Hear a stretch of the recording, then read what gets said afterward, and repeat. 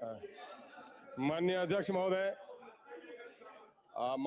महोदय, आपने मुझे समय दिया, इसके लिए शुक्रिया। लोकतंत्र में जन आदेश का मान और सम्मान किया जाता है और बिहार की जनता ने जो मैंडेट दिया है वो एनडीए के हक में दिया है। इसलिए जो उनका फैसला है, मैं उस पर नई सरकार को मुबारकबाद देता हूं और इसलिए मुबारकबाद देता हूं कि ये मेरा निजी फैसला, मैं विपक्ष में हूं, लेकिन बिहार की जनता का फैसला उसके हक में आया है। मैं दिल की गहराइयों से जनाब सम्राट चौधरी साहब को मुख्यमंत्री बनने पर, जनाब विजय चौधरी साहब के उप मुख्यमंत्री बनने पर और बहुत ही तजुर्बाकार हम सबों के बुजुर्ग नेता विजेंद्र यादव साहब के उप मुख्यमंत्री बनने पर दिल की अमीर गहराइयों से मुबारकबाद देता हूं। मैं जानता हूं कि इस वक्त शायद ये इतिहास का एक बड़ा पाठ है कि सबसे युवा मुख्यमंत्री अभी बिहार को मिल रहा है और ये सेकेंड जनरेशन का है। चुनौतियां भी काफी हैं और वाकईतन नीतीश कुमार जी ने पिछले 20 सालों में, 21 सालों में उन्होंने जिस सौहार्दपूर्ण वातावरण को स्थापित रखने का प्रयास किया है, इसको कायम रखना और इसको बेहतर बनाना, मैं समझता हूं सम्राट चौधरी साहब और मंत्रिमंडल के सामने में बड़ी चुनौती है।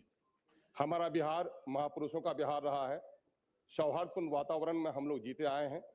और महोदय, मैं जब पहली बार सदन में आया तो आपकी कुर्सी में आते हुए जब मैंने देखा कि जो आते हैं हमारे स्पीकर साहब, तो पहले विपक्ष की ओर सर झुकाते हैं, नमन करते हैं, फिर सत्ता की पक्ष।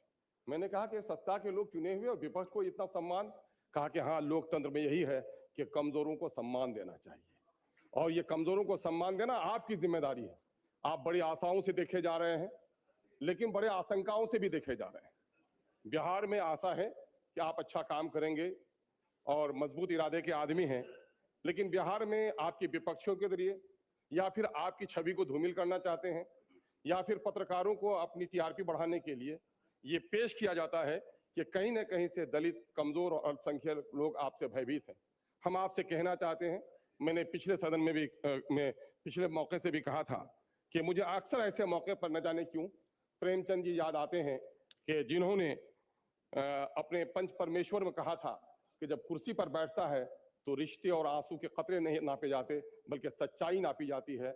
आप भले ही आपका किसी पार्टी से रिश्ता हो, लेकिन आप उसके मुख्यमंत्री नहीं हैं, आप बिहार के सम्मानित मुख्यमंत्री हैं। इसलिए बिहार की जनता का ख्याल रखिएगा। आपका समय समाप्त हुआ, कृपया बैठ जाएं। आखिर में एक दर्द की बात कह जाऊं सर, कि पूरे बिहार का विकास को जरूर कीजिए, अपना बिहार आगे बढ़े और एक नए किस्म की सरकार आप चला के दिखाएं। लेकिन सर, कमजोरों को मत भुलाइए और सीमांचल खास करके मेरा दर्द जो है, सीमांचल की लड़ाई लड़ रहा है, सीमांचल का, दलितों का, अकलियतों का जरूर ख्याल रखिएगा। गुल फेंके हैं औरों के तरफ, बल्कि समर भी ए खाना बरंदा दे चमन कुछ तो इधर भी। बहुत बहुत शुक्रिया, बहुत बहुत शुक्रिया। माननीय सदस्य श्री अरुण सिंह अपना पक्ष रखें।